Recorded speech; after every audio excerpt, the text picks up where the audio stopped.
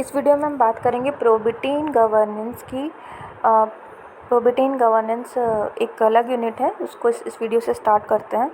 तो प्रोबेबिलिटी का अर्थ क्या होता है? प्रोबेबिलिटी होते हैं मतलब स्ट्रॉन्ग मॉरल प्रिंसिपल, जहाँ पे जो ऐसी स्थिति जहाँ पे कंप्लीट ऑनेस्टी हो, कंप्लीट इंटीग्रिटी हो और अपराइटनेस हो, मतलब मॉरल जो प्रिंसिपल है उनको स्ट्रांगली होल्ड करना, that is called your probability.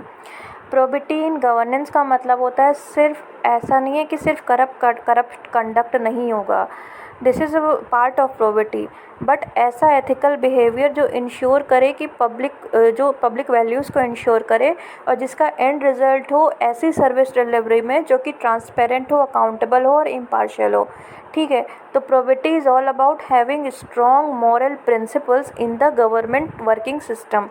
ठीक है, अब पब्लिक सर्विस क्या होती है? पब्लिक सर्विस जो होती है वो गवर्नमेंट के citizens, it is delivered by the government to its citizens like health care, education etcetera. यानी गवर्नमेंट जो अपने लोगों को सुविधाएं देती है, वो कहलाता है आपका पब्लिक सर्विसेज, चाहे वो हेल्थ केयर हो, चाहे वो एजुकेशन हो या अन्य तरह की सुविधाएं जैसे इंफ्रास्ट्रक्चर वगैरह। अब आता है नेक्स्ट टॉपिक हमारा, philosophical basic of governance and probability. अब आता है मतलब गवर्नेंस में जो कुछ फिलोसफिकल आइडियाज़ हैं डिफरेंट थिंकर्स के, उनकी बात हम इसमें करते हैं। तो सबसे पहले हैं हमारे सोक्रेटिस। तो सोक्रेटिस ने बोला था कि जो लॉज होने चाहिए वो उनका एंड रिजल्ट जस्टिस में होना चाहिए। मतलब लॉ का जो परम धर्म है, जो लॉ है उसका ऑब्जेक्टिव है वो ये है कि जस्टिस इंश्योर हो हमारी जनता के बीच में, और इसीलिए जनता को भी लॉ से हमेशा अबाइड करना चाहिए। मतलब जो लॉ है उसको लॉ पे चलना चाहिए, लॉ को फॉलो करना चाहिए जनता को।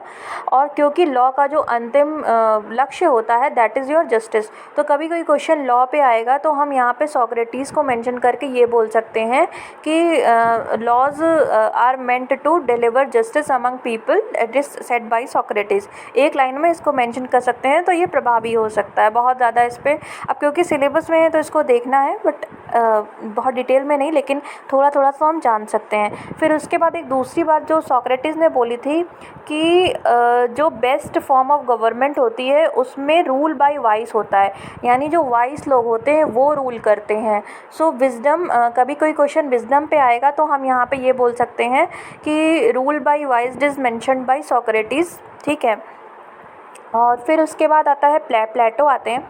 तो प्लेटो ने कॉन्सेप्ट दिया था फिलोसोफर किंग का, और उन्होंने बोला था कि जो किंग होता है वो he should be wisdom lover. उन्होंने 5 टाइप्स की रिजीम्स बताई थी, जिसमें से जो बेस्ट वाली थी वो यही वाली थी जहाँ पे फिलोसोफर किंग होता है, और इस रिजीम में पॉजिटिव डिस्क्रिमिनेशन जैसे कॉन्सेप्ट यूज़ हो सकते हैं। तो कभी कोई क्वेश्चन पॉजिटिव डिस्क्रिमिनेशन पे आए तो वहाँ पर हम इसमें बोल सकते हैं that was supported by Plato also.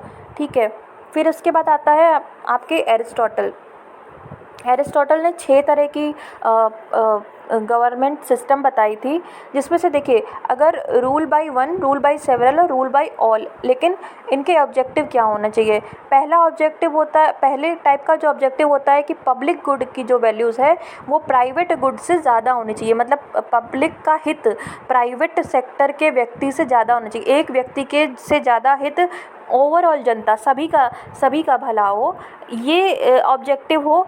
और एक दूसरे टाइप का गवर्नमेंट होता है जहाँ पे एक व्यक्ति का, एक इंडिविजुअल का भला सारी पब्लिक से पहले हो, तो दैट इज़ डिफरेंट टाइप। तो अब अगर बात आती है रूल बाय वन की, तो यहाँ पर पहला जो टाइप है जहाँ पर पब्लिक का जो भला है वो प्राइवेट से ऊपर रखा जाए, तो उसमें पहला जो है वो है मोनार्की। और लेकिन यही चीज़ अगर ऐसी हो कि जहाँ पे प्राइवेट का भला जो है वो पब्लिक से ऊपर रखा जाए, तो that is your tyranny.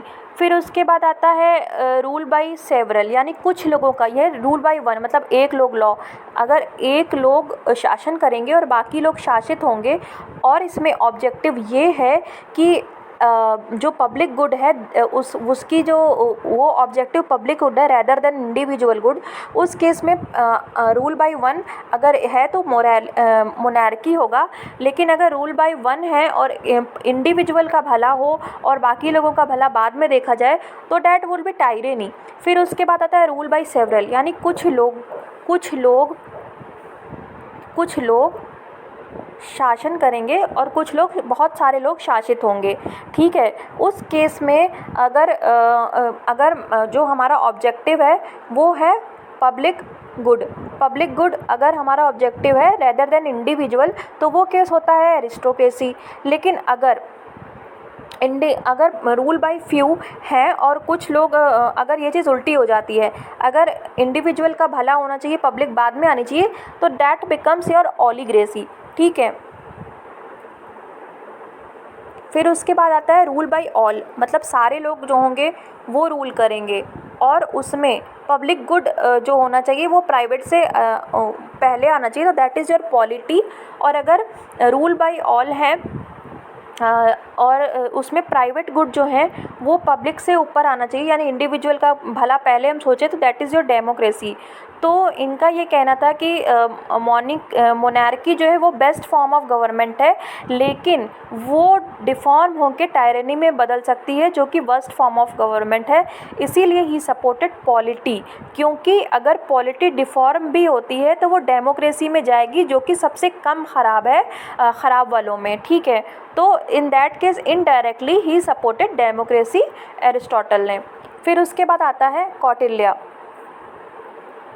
Kautilya ने बोला कि एब्सेंस ऑफ गवर्नेंस में क्या होगा कि strong will swallow the weak. तो इस लाइन को यूज़ किया जा सकता है कहीं पे भी, कौटिल्य शायद, that is in the absence of governance the strong will swallow the weak.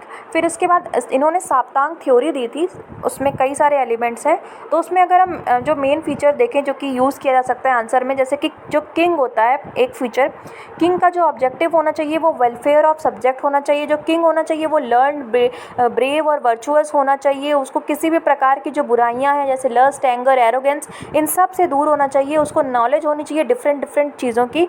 फिर इसके अलावा एक इंटरनेशनल रिलेशन में अगर हम आईआर में यूज़ करना चाहें कि मतलब आईआर के कॉन्टेक्स्ट में कोई क्वेश्चन आता है तो यहाँ पे हम मित्र टर्म का यूज़ कर सकते हैं, वो उसे हम नेबरिंग किंग बोलते हैं। ये साप्तांग में से एक पार्ट है, मतलब साप्तांग में 7 इन्होंने दिए थे तो उतना सारा याद करने की ज़रूरत नहीं है, मुझे रेलेवेंट नहीं लगा इसलिए मैंने उसे नहीं लिखा है। तो ये था overall philosophical basis of governance. ठीक है, नेक्स्ट वीडियो में कोड ऑफ कंडक्ट और कोड ऑफ एथिक्स देखते हैं। Thank you.